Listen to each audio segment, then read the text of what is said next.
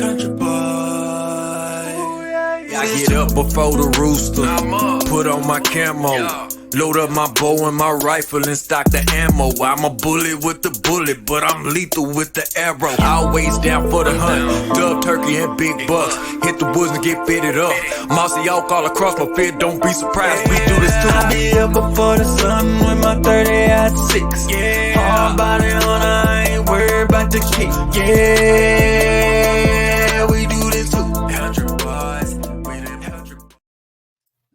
What's up, guys? Welcome to another edition of the We Do This Too Outdoors podcast. I'm your host, Courtney Wiliamson.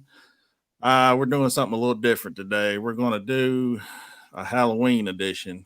Some scary stories or abnormal stories from the woods. They can be scary. They can just be scaring you. Some crazy stories that you've seen or whatever. So I got four of my homies on. I got my boy Shane Romine, my boy Wes Barker, homeboy Trey, and we got Bubba Ray back on. How y'all doing, fellas? Pretty good. Doing good. How are y'all? All right, so Wes, we're gonna start off with you, man. So let's hear some stories or a story of something that you've experienced in the woods that scared the shit out of you. So I've only got one story. I haven't been hunting too long. So I want to say it's maybe 6 years ago. Me and my wife went out turkey season. I want to say it's either opening day or second day season. Get there, 30 plus minutes before sunrise, and sitting there, and we start hearing a little bit of noises, thinking it's prey deer moving, whatever. Then it sounds like a baby crying, and I mean, like it was 20 foot from the blind, clear as day, sounded like it was one of my kids when they were babies, like the craziest noise I've ever heard. Like you wanted to get out of the blind and check. And I had heard stories that it was that bobcats will make a sound like a baby.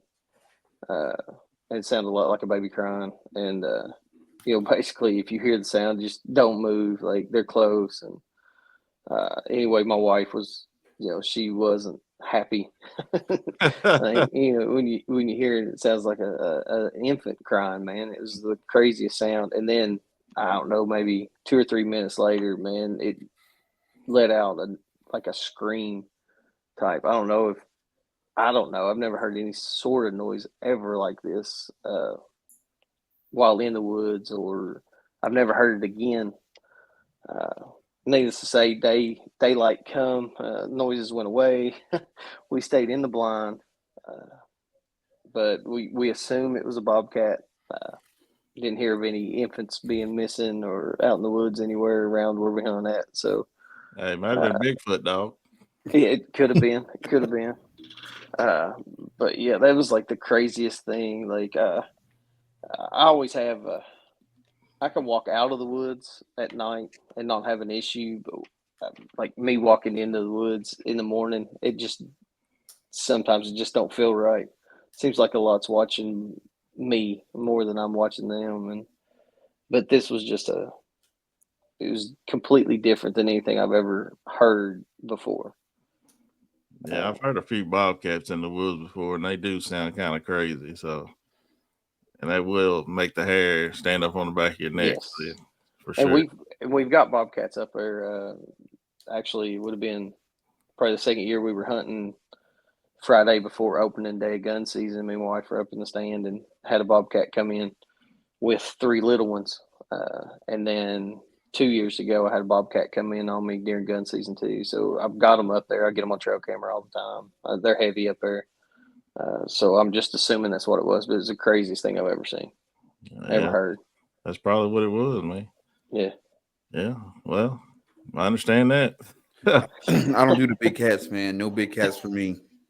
Man, we got one that comes around every October, but it's out of season, and I want to kill one, but I want to kill it legally so I can get the pelt. But he comes through right around Halloween. Stays for about a week, and you don't see him no more. So I don't do them big cats either, man. I'm with you there. Hey, my taxidermist said he can repair big holes in bobcats. Well, it'd be a big one, trust me. Yeah, man. Well, I appreciate that story, Wes. If y'all anywhere near the Lebanon, Kentucky area, look up Barker Outdoors and Archery. He's my bow guy. He says he knows what he's talking about. I know a little bit. Nah, he's pretty good. But yeah, man. All right, Shane, what you got, bro? So about probably been about 8 years ago, I was hunting, sitting in the stand, been sitting there all day. And now I'm not great in the woods if I don't know the area, and I've gotten lost in the woods before. I'm okay to admit that. But so this night I'm sitting there and it's damn near dusk. This doe comes down. She's probably 20 yards down the hill. And I stand up, let the arrow fly, and I knew I hit her because she took off running and she stopped, and I'm just watching her. And I can see the blood on her back hind side. So I knew I hit her back. I didn't hit her good. So I waited a few minutes, got out. All I had was my flashlight, started trailing the blood, and all this time's going on. It just gets pitch black dark, and all I can see is what's in front of my flashlight. So I'm following the blood trail. Can't find the deer anywhere. Next thing I know, I have no idea where I'm at. Just completely lost. I'm like, oh God, here we go. So I try to get back on the blood trail again, and I start hearing these coyotes howling. And I'm like, nope. So I walked around for a little bit longer, and them coyotes kept howling. And I'm like, I got to get out of here. I'm going to get eaten up. So luckily, somehow, I was able to find the blood trail again, and I followed it back to where I shot her, and I was able to get out of the woods. But I was flipping out with them coyotes, man. I don't deal with them coyotes very much. No, especially after tracking that deer, man. They was probably following you and following that blood trail. So yeah, they were following something. And there was a lot of blood for a little while, and I was on it for a minute, and I just lost it. And all of a sudden, I'm like, oh God, I'm done. The guy's property I was hunting on, he was out of town on vacation.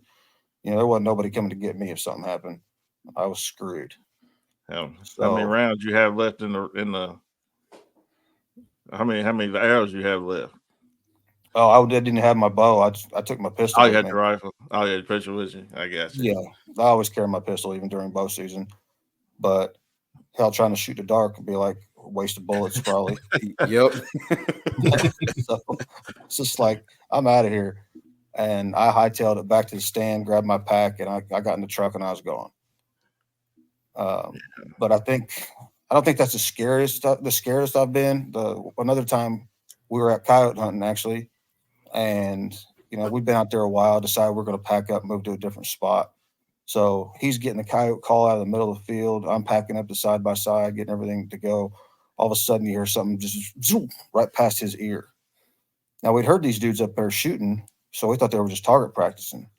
So all of a sudden, this thing goes whizzing by his ear, and I was like, "What the hell was that?" So then here come another one right about the same spot. And it sounded just like in the movies. You hear that bullet flying in the movies. That's what it sounded like. So he's like, get down. So we got down behind the side by side.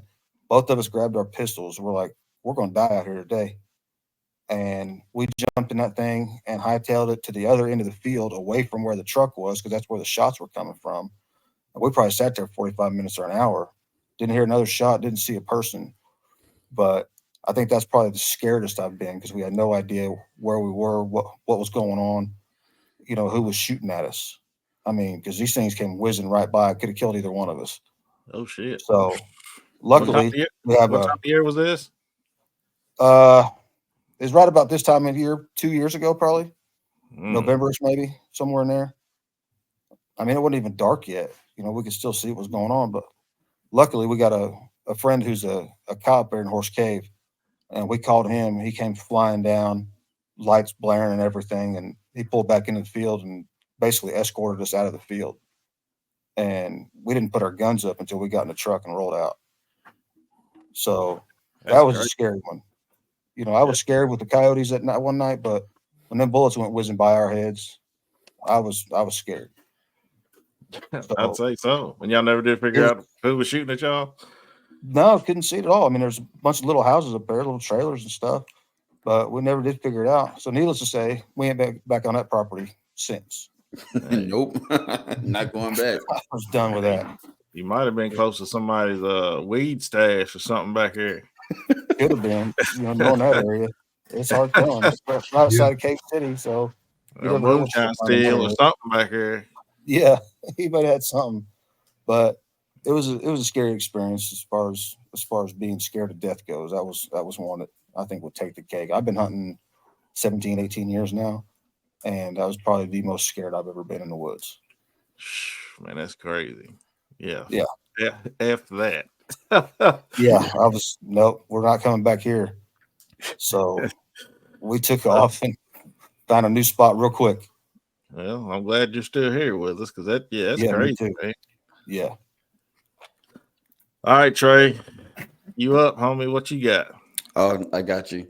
So, if anybody's ever listened to my podcast, I've told stories where, like, I'm definitely afraid of the dark. Like, I normally don't. When I first started hunting, I would never sit in my stand until it gets dark. Like, as soon as the sun started going down, all right, I'm done. It's time for me to get up out of here.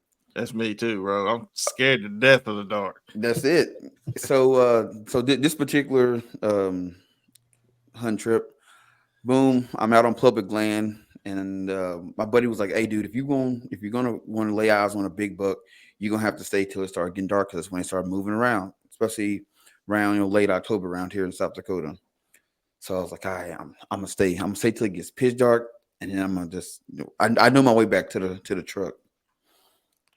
So when I pulled up to the spot, there was nobody else out there. So I'm like, "Okay, I got it to myself. I'm good." Boom, go in, sit, don't see nothing, a couple doe, then boom, I say sun start going down. I'm like, man, something better start coming. I see a nice buck, but he's too far away, and I just kind of watch him till it gets completely dark. So now I'm like, all right, now I gotta get my way back to the truck. So I got the tree stand, I started walking, and I don't know if it was my mind playing with me or if it was something really behind me, but I felt like I was hearing another set of footsteps. So I would stop and they would stop. So I'm looking back, I'm like, no, something is behind me. But at this time, I don't have a flashlight or nothing. I forgot my headlamp.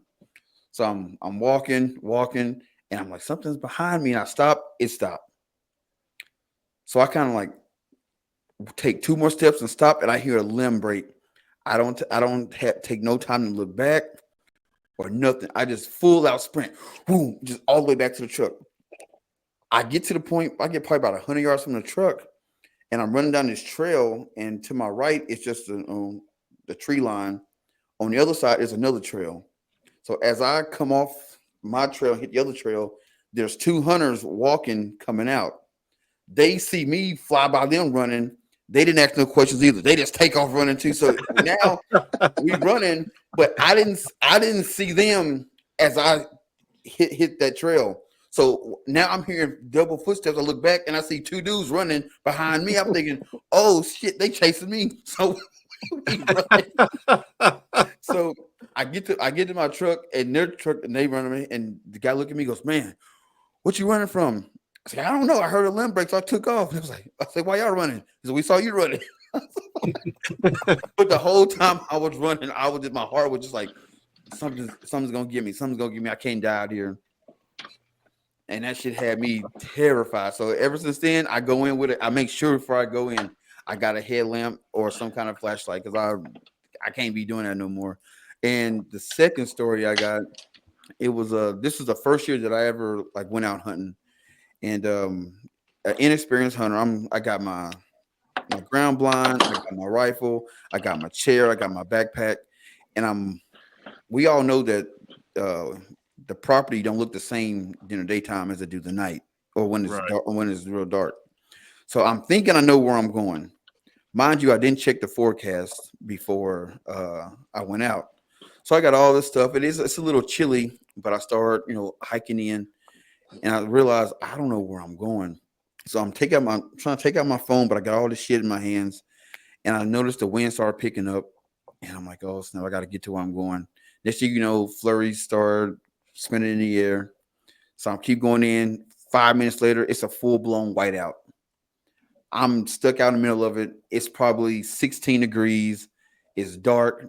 I'm freaking out. So I just drop everything I got, pop up my ground blind, but the wind's blowing, so the ground blind's flowing, going up. And I'm like, this is it. Like, I'm going to die out here. Like, first year hunting, I'm gonna die in the cold. I'm gonna freeze to death. So I finally get the ground blind, like, stuck in the ground and everything. Hop in, try to warm myself up, but I can't get warm. I'm sitting there shaking and everything. The wind's steady hitting the ground blind, snow's flying everywhere, and then everything just stopped. What felt like 10 minutes. I look outside, it's bright. There's deer running around. I'm like, what the freak just happened? But at that, like, that was the most like scared I've ever been, like, ever in the hunting woods, where like the weather just like changed on me. We had a quick little, whiteout snowstorm, and then it all ended.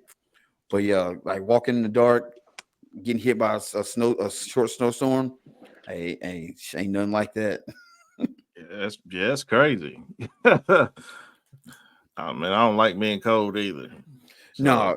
No, being cold is the worst thing ever. And I was telling you, I had a story about my brother. He's like me. He don't like the dark. So he comes up to South Dakota. We go into the ground blind. He's like, "Hey man, are you sure there ain't nothing in the ground blind?" What you mean nothing in it? He was like, like raccoons, can anything get in it?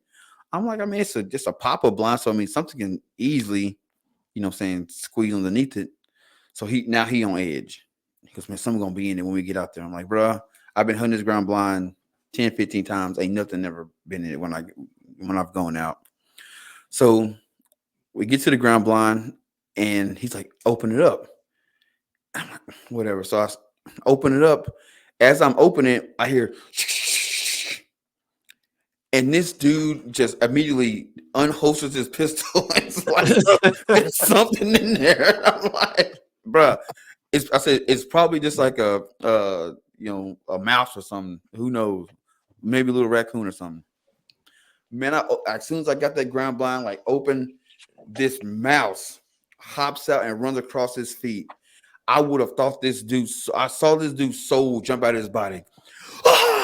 I'm just so glad that he had enough trigger discipline not to just start blah blah blah blah. But that mouse ran across his foot. And dude, my brother is like 6'4", 250. And this dude screamed like a schoolgirl when this mouse hit his feet. I was like, bro, you can't be on edge, man. We out here in these woods. I can see Nick doing that too. That's hilarious. Man, I was trying to get him on, man, to tell a few stories, man, but I figured you had something on, Nick, man. Yeah, always, man, always. That's hilarious. Oh man. All right, OG. I know you got a few. You've been in the game for a long time. You've been in the woods, 60-some years now, ain't you? More than a few, if you want to ask me. I got some good ones and some bad good ones. Hey, tell them all, man. Where do I start at? Trying to decide between scary and the fact that happened, or just a scary situation. What Wes said about the cat. Let's talk a cat story. About 5-6 years ago, I hunted with a guy named Chad Payson, and we kept all our hunting gear at his barn, side by side, decoys, all that. He had a big black lab called Gunner, and he ran the property, and every morning we pull in there to load up to go hunting. Gunner would always be laying around. As he see us, open the shop up, back the buggies out, our dogs are to get real happy. And get ready to go jump on the truck, with us, go out duck hunting. This particular Saturday morning, we went over there, same routine. Get ready to get out, everything. We see Gunner go behind the barn. I think he can get up and go relieve himself or whatever, take a leak or whatever. So we get the decoys on the buggy and the spinning wings and everything we need. And we start, Gunner, here, Gunner. Come on, boy, let's go, Gunner. Load up. Gunner never comes back. After 15, 20 minutes, we're like, man, the hell with this dog. We're going to be running late. Let's go. So we go duck hunting that morning without a dog. We shoot our birds, just come back, and we come back to the barn about 10:30 in the morning.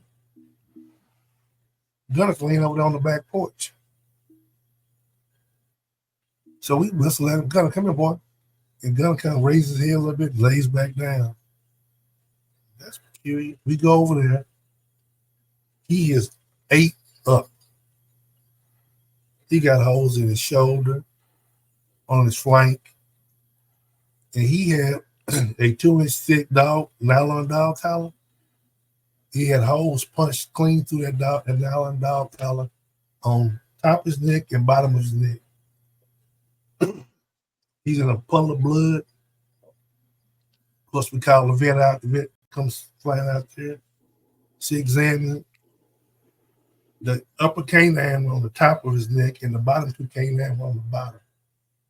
A cat had to have jumped him behind that barn, and when we were loading up, instead of him coming to get in, he immediately went behind the barn to protect us. So we go back there after get everything getting squared with the vet and everything. We look on the ground. These paw prints are like this. So we just, we figure out there's a cat here, right? Me and my nephew, we go get the rifles and stuff. We gonna go get the predator call. We gonna get this cat, right? Yeah. We go back out that evening about right in the dark, put the predator call down there about, 60, 70 yards. Start going through, pushing the button, going through the predator call. He looking this way, I'm looking this way. We got the rifle. As soon as this cat gonna jump out, we gonna kill it. Now we sitting in the side by side. About 5 minutes in playing this predator call, we hear a crackle in the bushes right behind us. He looks at me and I look at, did you hear that? Yeah. You look. No, you look. No, I ain't looking back. Oh, that was the funniest one. When I looked at my nephew, he looked again, he just hit the switch on the bike. Drove off. Just took off. First. We gone. I don't blame me, man. Like, we gone. This cat was that slick to sneak up behind us, you know what I mean? Right. Gunner was probably about 85-pound lad, and he was near dead when we seen him. Toe up. That was probably one of the scariest when we heard that. I can't say it was a cat behind me, but something came up behind us through the bush. Yeah, something was behind y'all. Something was behind. Now we went side by side, but we didn't take time to check it out. I don't blame you there. But I got a bunch of them, man. Fishing and hunting. Another good one, we were coon hunting. I probably was 12, 13. Me and my dad and my uncle went hunting. We had about 7 dogs. Turned them loose and we treated maybe 2 coons earlier. And they jumped something, hit a strike on the track, and they took off, right? Had to be either a cat or a deer or something because they left the country. I mean, they burned it up. They almost out of sight. My dad and my uncle looks at me and, hey, we need to go cut them dogs off and go get them. And they hand me like 4 leashes. They said, go get them. Yes, sir. I take off, 13, you playing ball, playing little league and pony coat and all that. I take off. I can't tell you to this day how many pieces of property that I crossed. But I must have went 5 miles behind these dogs before I started catching them one at a time. But on that run, I don't know how many coyotes I seen, how many people's property I went across. When I finally got the last dog and stopped kind of get my bearings, I have no clue where I'm at. I'm listening. I can't hear my dad, can't hear nothing. Now it's like 2:30 in the morning. I'm completely lost. I don't know north, south, east, or west. I got to sit there in the middle of these woods I've never been in and try to figure out what I'm going to do. So I'm sitting there thinking, well, only thing kind of made me feel half comfortable, I got all these coon walker dogs with me, Right. So I listened. After a while, I heard a train in the distance. I said, well, I'm gonna go toward that train track. Now I'm walking through people's pastures and kind of on the edge of people's farmhouses, and you see lights pop on. I ain't finna say nothing. You know what I mean? I ain't finna, hey, mister, who are you?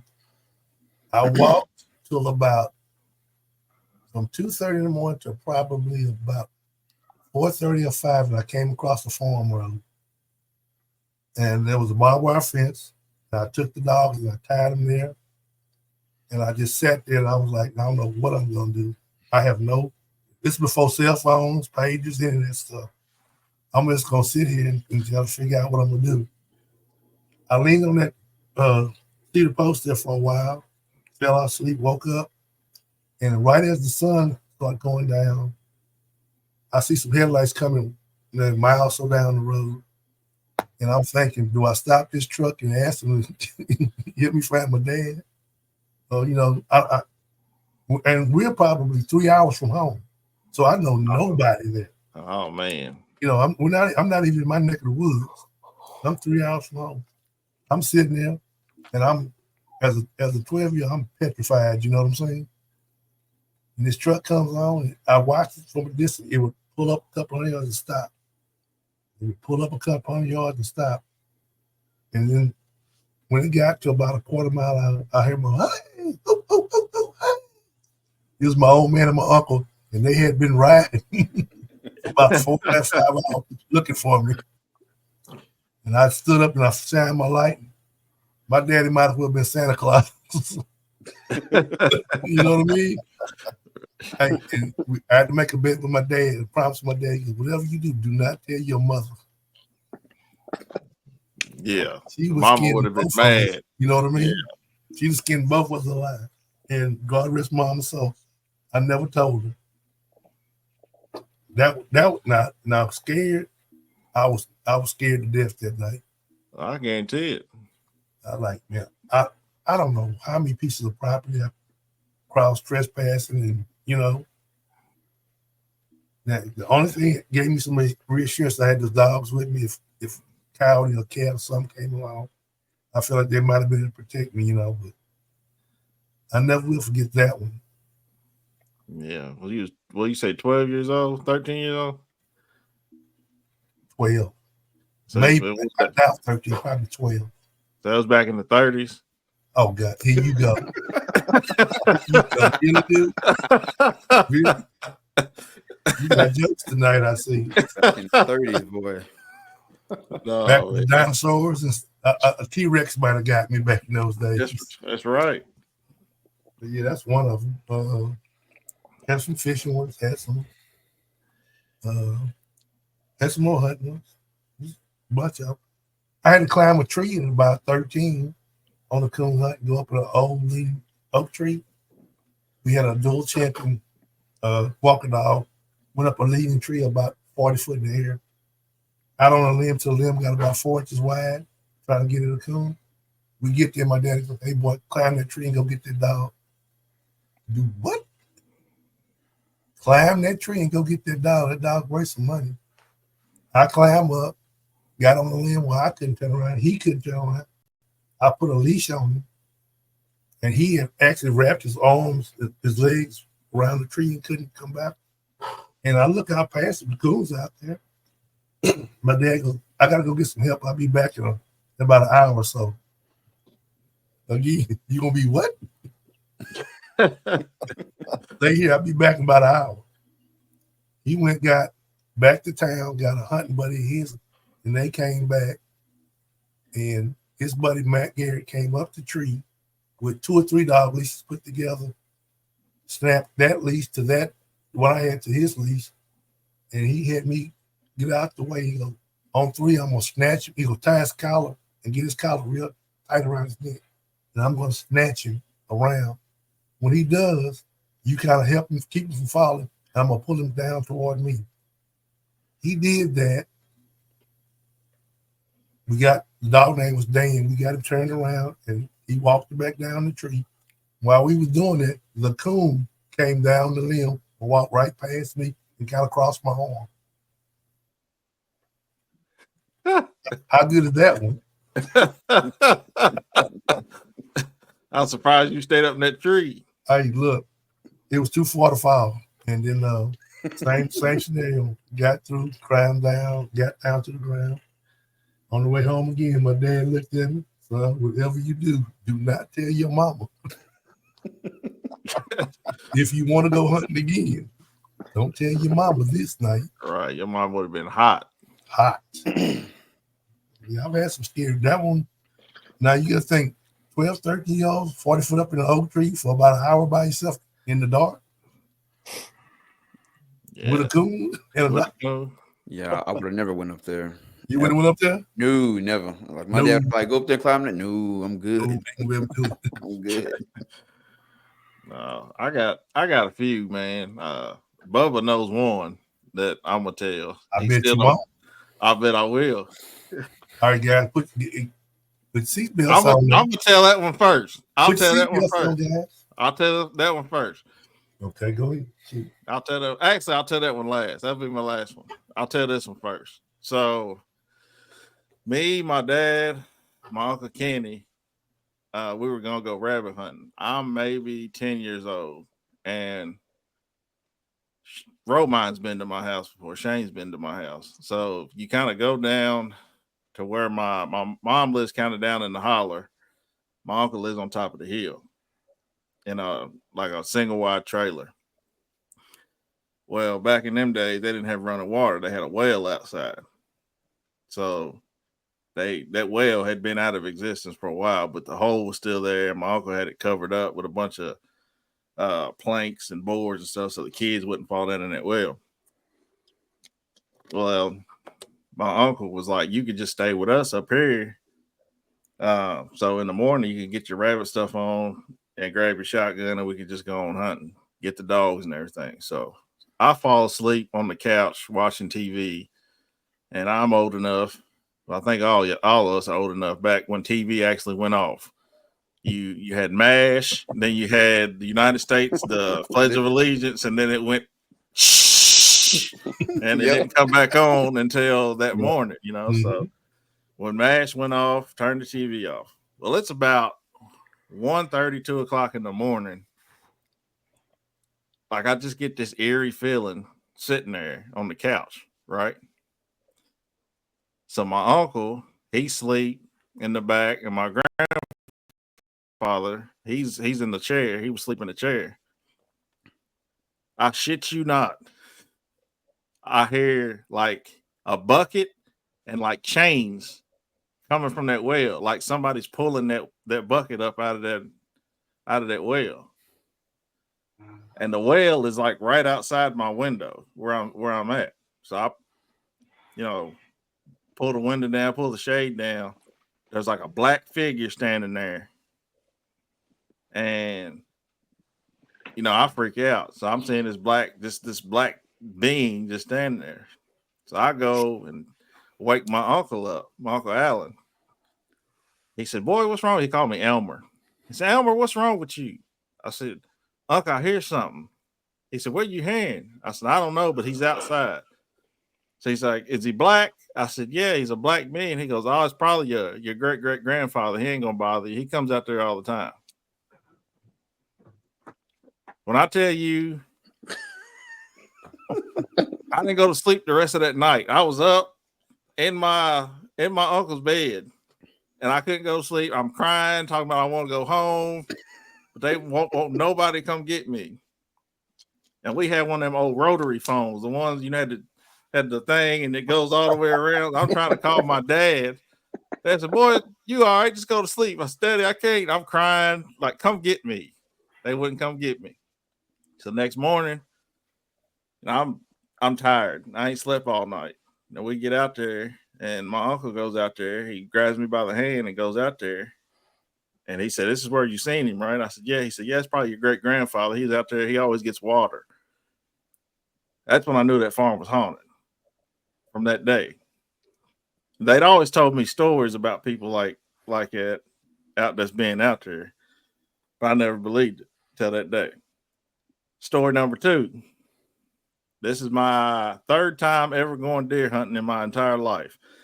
And my Uncle Kenny had been deer hunting all his life, so he's trying to teach me the ropes and everything like that. So we get up at, 5 o'clock in the morning. He drinks his coffee.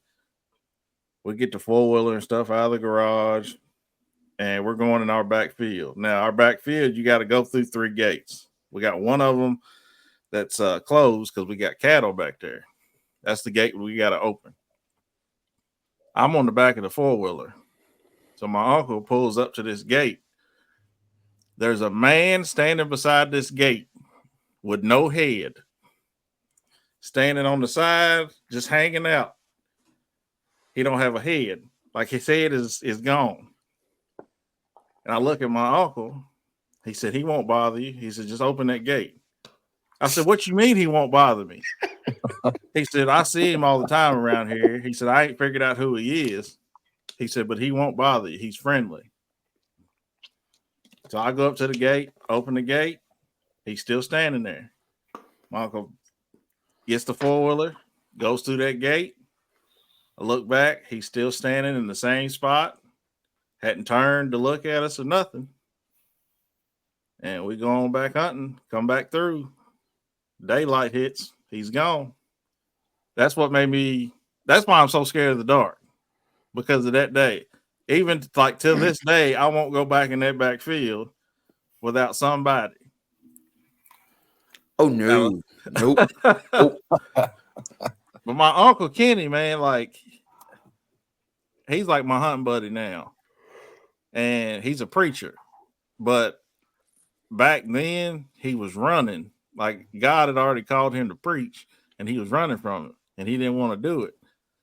And it seemed like every time I was with him, something like that would happen. Like we'd see like some of the craziest stuff, man. And like I said, that's why I'm still so scared of the dark now, man, because I'm scared I'm going to see something. Now, the story Bubba's talking about, y'all really might not believe me, but I don't care, because my buddy was with me. I got witness. I wish he could get on here. I tried to get him on, but he's at work. But see, he's at work. He works 7 days a week. We're coon hunting. We're on the next door neighbor's property, which is my uncle owned it then, my Uncle Richard. We're coon hunting back there. And we got 2 dogs. One dog didn't go that night because he was kind of sick. So we got his name was Bowser or Boozer or something. I can't remember his name. We're back here coon hunting. We probably got 3 coons in the bag. We're having a pretty good night. I got a 22 rifle. My buddy's got a 22 rifle. So we're hunting. The farther you get back on this farm, the darker it gets. So we're going back on there, and about 10 minutes into walking back there to this spot, the dog comes running by us, hauling ass. I'm like, where's this dog going? He's barking. He goes running by us, whatever. So we're like, man, he probably seen something, like, running a deer or something like that. Whatever. So we side by side, like probably 50 yards behind us to the right of these like cypress trees. And there's like a little oak flat right there, and it's Kentucky. You got rolling hills everywhere. And there's a creek. We go across this creek, and you kind of got to go up this little hill to get to the other side. We got our lanterns, and we got our lights and everything. We go across this creek, shine our lights at the top of that hill. Y'all ready for this? Are y'all ready? Bubba don't believe me. I ain't gonna say nothing. It's your story. I'm gonna let you tell it. I shine my light up this creek as we're going up there. There is a 10-foot or taller being standing right in front of us that has got moss all over him, and he's got a face that looked kind of like a dog and a monkey intertwined. And he barks at us like a dog. Well, I turn around. My buddy is gone. I don't know where he went. So I turn back around, shine the light, and he's kind of like in a sprinter stance, like standing up, kind of look like he's about to take off running. I didn't think nothing of it. Dropped my gun, dropped my flashlight. I probably ran 200 yards back to my mama's house in a straight line. Left it side by side. The rifles are still back there to this day. We never went back and got them. My buddy is in my mom's yard. His eyes are as big as a dang softball. He can't breathe. He's got asthma. He can't find his pump. He's freaking out. I'm thinking we're gonna take him to the hospital. He's freaking out so bad. So I wake my dad up. I said, Dad, we just seen Bigfoot. So, boy, get the hell out of here. What y'all been smoking? Y'all been smoking on something? To Daddy, I'm telling you, we just seen Bigfoot back here. He said, man, he said, y'all young boys or whatever. He said, y'all probably been smoking that devil's lettuce somewhere around here. I said, Daddy, I promise you. He said, I know what it is. You done got into see my granddaddy's moonshine. I said, Daddy, I ain't drink a lick of nothing. I know what I seen. And to this day, man, anytime you go back here, you get like a real, like eerie type feeling. Now, Bubba thinks I should have manhandled him or wrangled him or something. Yeah, you had a rifle, you shot him. I had a 22 rifle, bro. What's a 22 rifle gonna do with something 10 foot tall? I'm probably 6 foot. I'm probably 6 foot at the time. I'm 6'3" now, but I ain't nowhere near as big as I am now, man. And this thing is like 4, maybe 5 foot taller than me, and as wide as an oak tree. So y'all tell me what that was. Well, it got a chest full of 22-inch lead. I can tell you that.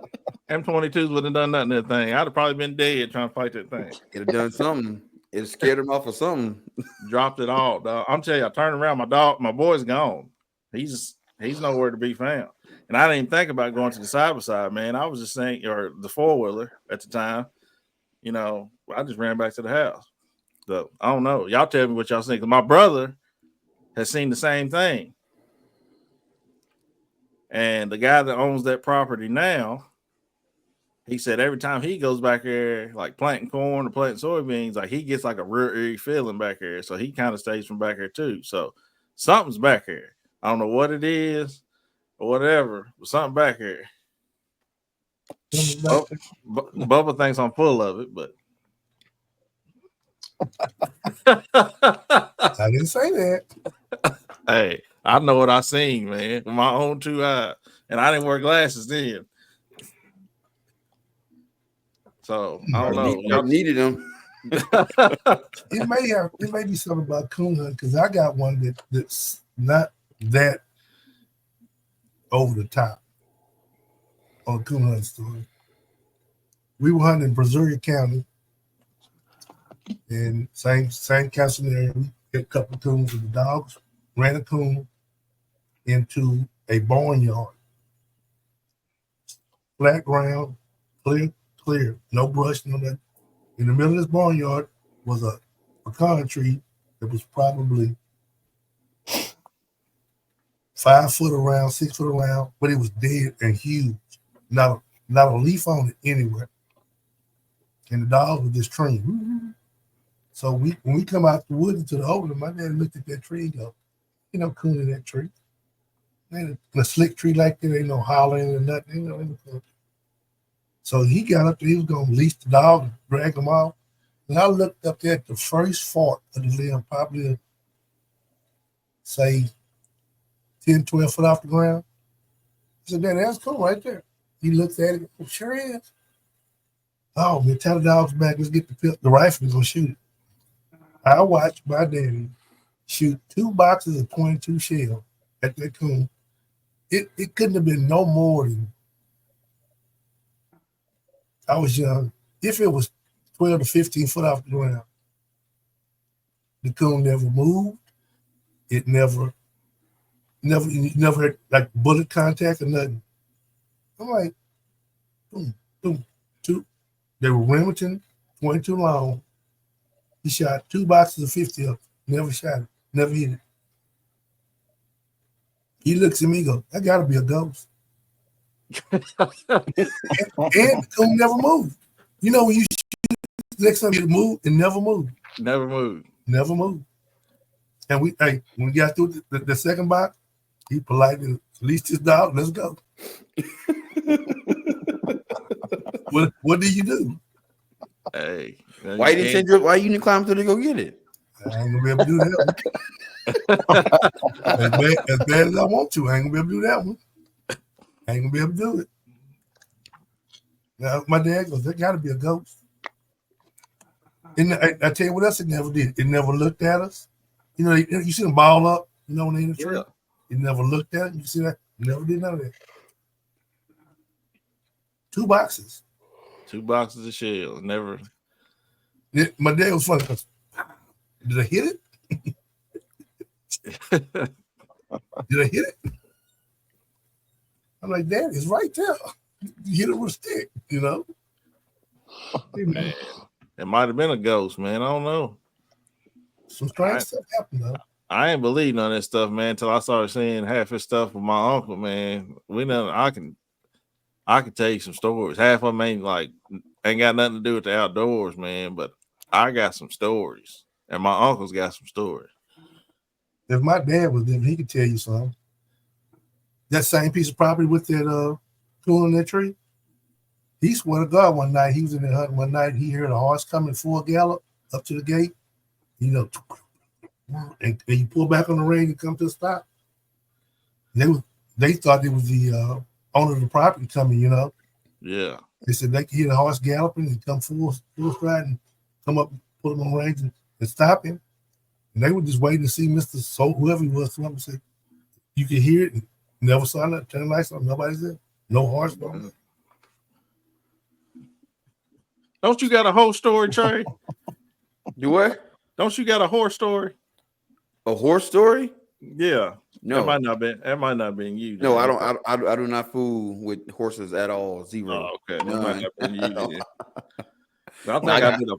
I did a podcast with somebody, man. They was telling me like a horse, like they was walking in the woods and like the same scenario with you.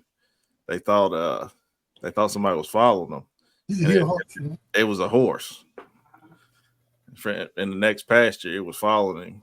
It was like a white or a black horse. I thought that was you. It might have been somebody else then. No, I ain't got nothing like that. I have not had any kind of supernatural experiences in the woods yet.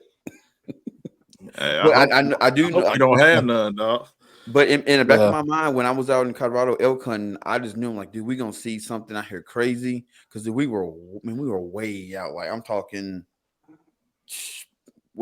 I bet you we were at least 30, 40 miles in, just away from nothing. You can't. If something happened to you, you're done. Like, it's nobody gonna find you. Way off the trail. And I was like, man, if we see a big fool, we gonna do, my buddy, we gonna kill him and drag his ass back. Yeah. But yeah, dressing. That's it. Field dress him up, quarter him out, pack him out. I'm trying to tell Courtney he could be a millionaire if he just went on. I ain't going back here. If I go, I'm taking an army with me. I'll go with you. I ain't gonna be the only one. You ready?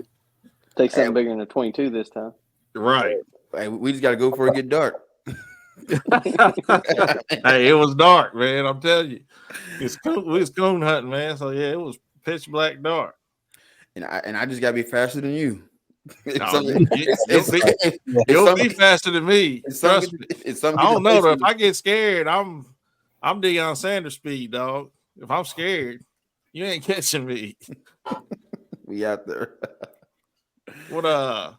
What Chris Rock say on Long Shard, them slave feet, that's me. If I get scared.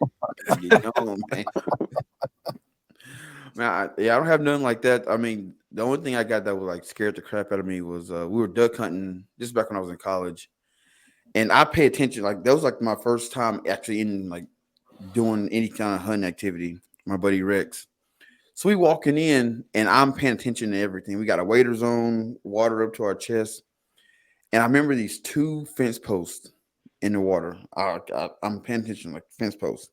So he's in front of me. I got the decoys on my back. And he gets to the fence post and he kind of feels around. And then he kind of like steps like, hey, man, like, there's a log right here. Make sure you step over this log. All right, cool. So I get there, I kick it. Yep, some thick there. It's a log in my head. Step over it. Boom. We go hunt. We lemon out probably about 10 o'clock. So we start walking back to the truck, and we get to the fence post, and I let him know, hey man, don't forget that log right there. And he like, yeah. So he gets the log, and then he just walk on through. So I'm like, what you walk on through, man? It's a log. It's a big old log right there. So I get there and I get to moving around, fence post. There ain't no log there.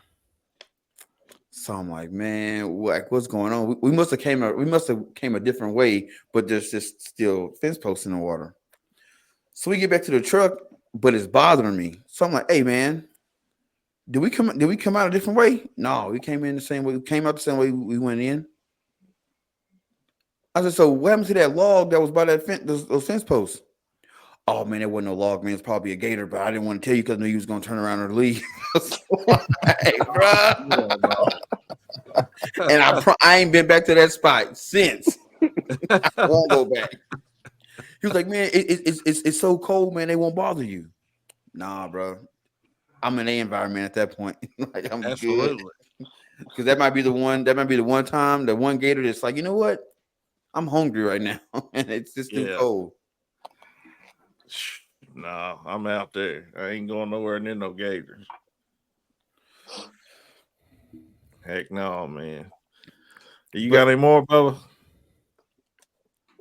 Oh yeah, let me see.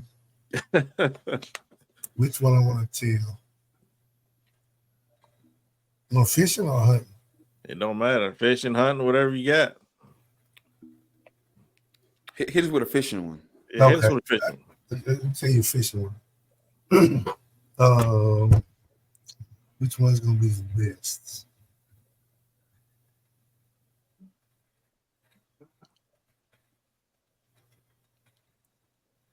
I want to tell them I want to be stranded for 32 hours on Stranded for 32 hours. That sounds good. You got to tell that. Okay. Good buddy of mine, Rodney Gary, was having some surgery. And he calls me and goes, hey, I got to have surgery day after tomorrow. Let's go fishing tomorrow. Because once I have this surgery, excuse me, I'm a little hoarse. I will be out of commission for a couple of weeks. So we'll get a good fishing trip in before I have my surgery. Okay. Brand new boat. Boat's probably 2 weeks old. So I meet him up at the marina. We launch the boat. We go out. There's a bull shows here in Galveston. It's like there's in Arkansas, Alabama. We're going to go out there. We're going to get out the boat. We're going to wade and fish. We get out the boat, we wade fish, and we're catching some beautiful 24, 25-inch trout. And that's when the power poles first come out. We get on this shell bar, and he power poles down. Make sure when we get out, we take our coats off and everything. He's got waders on. And we have to catch the fish, and we look over there. And I look back at the boat. I go, Brian, is that boat moving? We look at him, study a little while. All right, it's good. We fish another 5 or 10 minutes and look back again. Man, I swear that boat looked like it's about 5 yards, 10 yards from what we saw the last minute. Look at it, watch it for a while. That's good. We fish a little bit more. We look again the third time. No, that boat's moving. We walk back down the shell bar and get in front of it. That boat's down probably about 30 yards from where we power pole down. And this bar went from like 3 foot, dropped off to about 12 real fast. So now the boat's out there about 50, 60 yards, and the wind's pushing it away from us. So my buddy Rodney goes, man, I'm going to shimmy out my waders and stuff. I'm going to go out and swim to it. I had to tell him, I said, man, don't do that. I said, because the wind's taking it away from us, and while you're swimming, it's still gaining ground on it. Needless to say, this was about 9:30 in the morning. We watched that boat disappear over the horizon. So At dark, we kept saying someone's gonna come out here and see us or something. Dark, say 7:30, 8 o'clock, 9 o'clock, 10 o'clock, 11 o'clock. So the tide's coming up and down. Water was on top of the boil, shin deep. Now it's about chest deep. We had to stand up. When I tell you can sleep standing up, you can sleep standing up, guys. You think you can't? You get tired enough? We went to rotation. We went back to back. You sleep, I'll watch. Then you catnap. You know what I mean? Yeah. I take that. So about 2 a.m, Rodney goes, "Well, I'm gonna let these fish go and get them on string." I said, "We not letting no fish go. We might have to eat." So it's the craziest thing because off in the distance you can see. We were off Galveston Island. You can see the city. When we watch the city go down, the lights go down, traffic died down. You know, we're still 10 miles out on the Gulf. You know, like what time? So we sitting there all night. Come wake up and go, "What time you think it is?" I have no idea. We seen the city wake back up. We seen lights come on, the big buildings and all that. A boat pulled up to us about 2:30 the next evening, and we flagged it down. We got our shirts off and we waved and kept coming more closer. Finally, they realized there was 2 people. They came over. "Where's your boat at?" "Yeah, we don't know. We watched it disappear over the horizon." Get in the boat. You're hungry. You're tired. Your breast broken. All that. Now, where I'm at, there's sharks.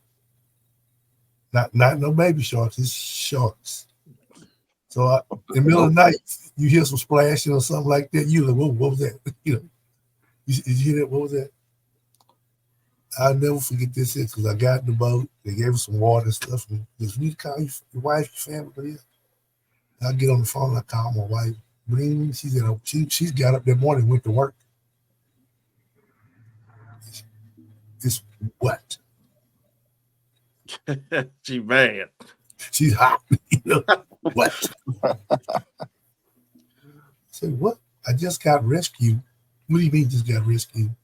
"We've been stranded on this shell board for the last 30 hours. We've been trying." Then she freaks out. Oh my God. You know, that was a good one. That was a scary one. 30 hours, no boat, no food, no water, no nothing, you know. You had some fish? She had some fish? Yeah, we caught some beautiful fish, though. We had some good fish. Hey. That's a scary one. Then, I tell you one that's real good. I had some customers come in from Missouri, want to go shark fishing. And the weather forecast was horrible. And told the guys, I said, "Look, it's not worth going today. Let's postpone to tomorrow. Got to fish tomorrow." "No, we got to fish today because we got to get back." I said, "The weather's going to deteriorate. I don't see it happening." They just kept on. Let's go. And the weather was supposed to hit around 10, 11 o'clock that day. I let them convince me into putting the boat in the water. I said, "We got a rule. Put the boat in the water. It's a payday. Even though I've told you it's going to be bad. So we can go east, make a few pulls, customers, see if we can get you a couple of sharks for this weather here. We get out there, we make the first pull, put lines in the water. And to the west, about, it seems 10 miles away, you can see a front line. I said, we probably got 2 hours for that weather here, so let's try to get a couple of fish on it. On the second, we do what we call long drifts on these areas. Turn around to the second drift, we hook up on a shark, about a 6-footer. They fought it for about 30 minutes to get it to the boat. And right when we landed the fish, I look up that front that was 10 miles away is a half a mile away. Oh, no. Now, my son, Pat was one of the deckhands for me. By the time we got that fish unhooked and everybody got to square the boat away and get ready to get out of here, and half a mile was right on top of us. And we've all been there. When those fronts come, it goes from 70 degrees or 80 degrees to 40 degrees, just like that. Real wind fast. picks up, it blows in, right? I go to hit the starter on the boat and it goes zzz, zzz. What the hell? Hit it again, motor won't start. Go back, pull the cowling. The Carter key on the starter has come out, and now when the starter engages, it won't hit the flywheel, start the motor. We went from 6-inch rock to 2 to 3 footers in about 5 minutes. So I'm digging down at the bottom of the motor trying to find the Carter key. I see it, but I can't get it because we bob and we. It goes to about 4 to 5 footers next. Wind's probably blowing 50. So we're about 7 miles offshore. You know, as a guide or a captain, whatever you look at your customer, say, see that front hatch up there? Y'all need to go put y'all life jackets on. Do what? You boys need to put y'all life jackets on. We got to try to figure this out. I had to drop the trolling motor down and troll on a 101 trolling motor from about 7 miles offshore to the beach and beach the boat in that kind of weather. 70 miles? 7 miles. Okay. 7 miles. But in 4 to 5 foot seas. Yeah. Now this is That's gonna be a rough ride. My son was probably 13 or 14. When I looked up, I'm on the center console. He's between my legs. I looked up and I'm scared. I said, "You need to be." He looked at me in my face and go, "We're gonna make it." I said, "I don't know. This was with the good Lord." I said, "If I can make it to the beach, we survive." But I came in, and when we got to the beach, we beached the boat, and those guys hopped out. Like you say, eyes this big, they wet, soaking wet, and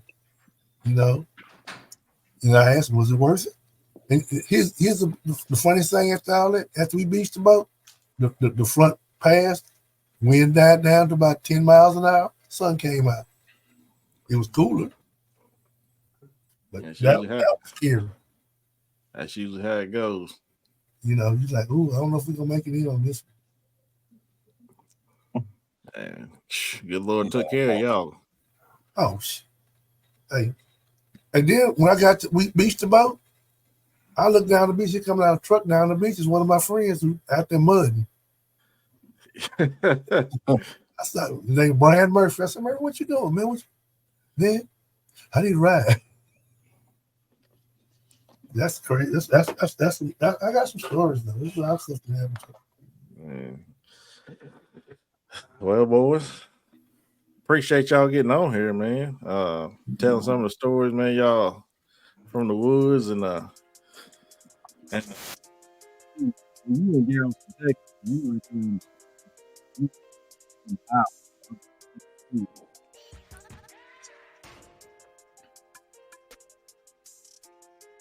yeah, man. But where does Pat still go with you when you go out hunting and fishing now? Like fishing and when you out guiding and stuff? My son? Yeah. Oh yeah.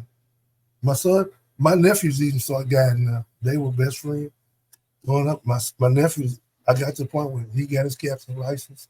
He does both hunting and fishing trips too. Pat does the videoing and all that too. So he loves it. That's what's up, man.